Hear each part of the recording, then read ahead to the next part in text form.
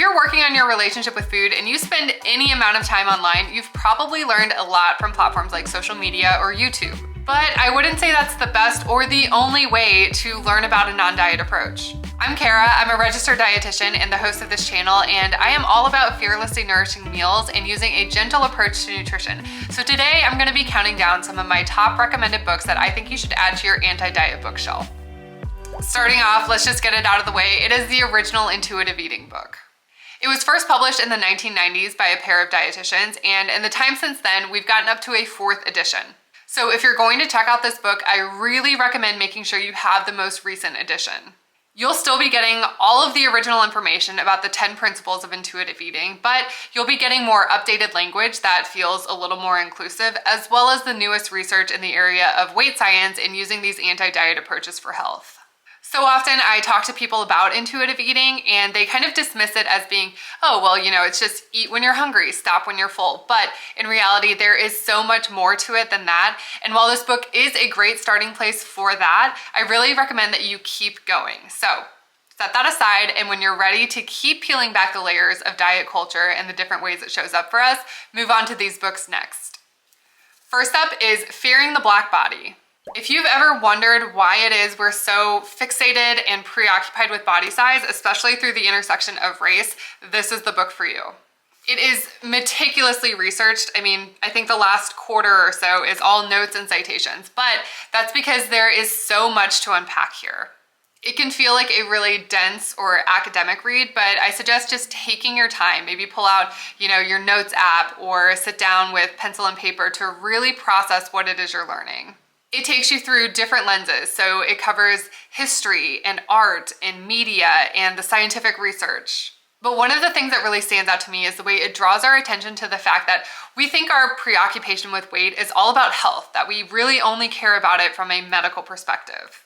And in some ways that is true, but a lot of our beliefs about class and race and body size and morality predates a lot of our understanding about health and weight. So start with this one, and when you're finished, move on to Belly of the Beast by Deshaun Harrison. As you might infer from the subtitle, it is all about the politics of anti-fatness as anti-blackness. And it's a much shorter read, but don't make the mistake of thinking you're not getting a lot out of it, because it packs a lot into these 100 pages or so. I think of that book as a continuation from Fearing the Black Body because it brings you to the modern day and covers many of the issues that have been faced and are still being faced by people who live in marginalized bodies. So it covers things like the limitations of gender, also things like policing and abolition work, and ties back into the medical system and our quote-unquote war on obesity.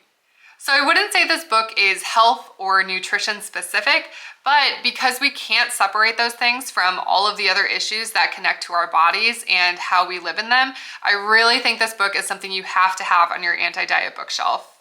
All right, so moving on to one of my favorite reads from earlier this year. It is The Gospel of Wellness by Rena Raphael. The subtitle is Gyms, Gurus, Goop, and the False Promise of Self-Care. So I think that alone is a really great hook. This book tries to answer the question of why is it that we're spending more than we ever have on wellness and healthcare, and yet we feel worse than ever? Now, the author is a journalist, so I think this writing style is really engaging because you get this mix of the personal and anecdotal stories kind of woven into these more heavily researched topics.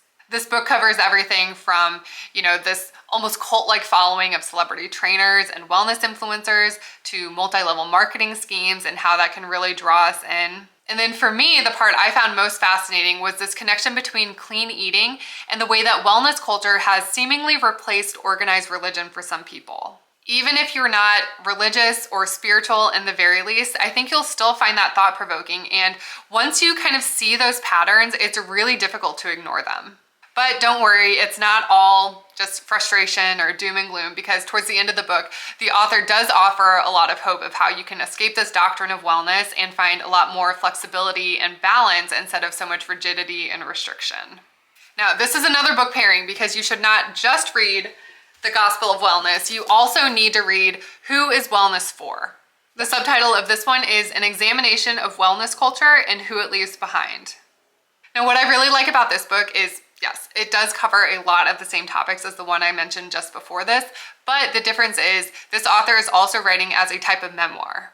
Another thing I really like about this book is that it spends much more time discussing how indigenous healing practices from around the world have been co-opted and stolen for profit in the wellness industrial complex. I really recommend this one if you're prepared to take a critical look at that system. Likewise, when you're ready to shift your focus to the fitness industrial complex, you'll want to read this one next. This is Deconstructing the Fitness Industrial Complex, but this is a really thought-provoking collection of essays that tries to answer the question, what does it mean to be fit? Justice Rowe Williams is one of the authors as well as the editor who helped to compile all of these stories. You might enjoy this format because you get to hear from a multitude of different people with very different stories. That includes trainers, coaches, body workers. They all have very different backgrounds, and the common thread is that they have all tried to find ways to build community in the fitness space when their identities either weren't included or weren't welcomed. I can all but guarantee that after you spend some time with this book, you will never think of fitness or exercise the same way again.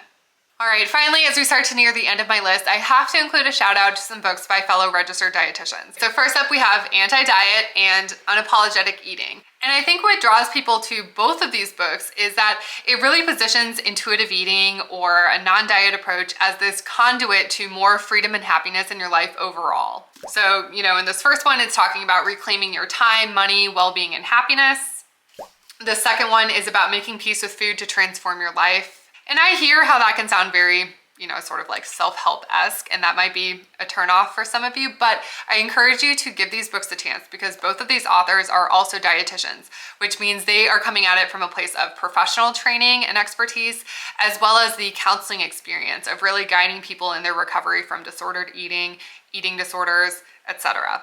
And that brings me to another one by a fellow dietitian. Gentle Nutrition by Rachel Hartley is a great read, and I love the format of this book because you're not only getting an entire focus on just that 10th and final principle of intuitive eating, which is gentle nutrition, same as the title, but you also get 50 recipes, so it's part cookbook.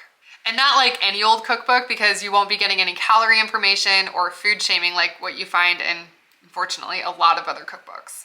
Now, gentle nutrition as the 10th and final principle of intuitive eating might not be something you're ready for at the very beginning when you're first working on a better relationship with food.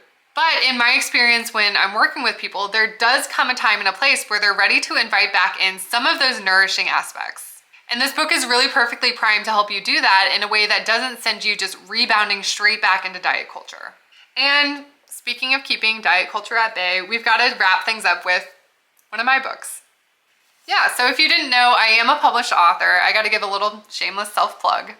But this is more of a workbook style, so it's full of different journaling prompts and activities that can help you sort of navigate what your values are around food and eating. And the best part is, like I always say, there is no right or wrong answer to these questions.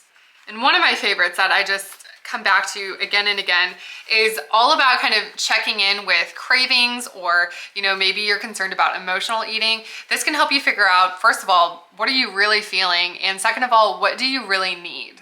And from there, you kind of build back to what it is you need to fulfill that. So it might be a form of self-care, it might be meal planning, a form of joyful movement. But this can be a great one to pick up if you like that journaling format and especially going back and revisiting some of those same questions. So that could be weeks or months or even years later, but it can be fascinating to see how your relationship with yourself, food, and your body can shift over time. So that brings us to the end of the list of books I think you should add to your anti-diet bookshelf. And I know that doesn't come close to including all of them that are worth reading or checking out. So if there's one that I missed that you think should have made the list, be sure to leave it in a comment and let me know. So I'll leave a link to all of these books in the description box below, as well as a link to the blog post where I give a little bit more detail about these titles. And if you're curious to learn more, I recommend heading over to my channel to watch some of my other videos about healing your relationship with food. Be sure to hit that subscribe button if you haven't already, or like this video. All of those are different ways to support the channel. And as always, thank you so much for watching. I'm Kara, I'm the dietitian behind Street Smart Nutrition, and I'll see you in another video soon.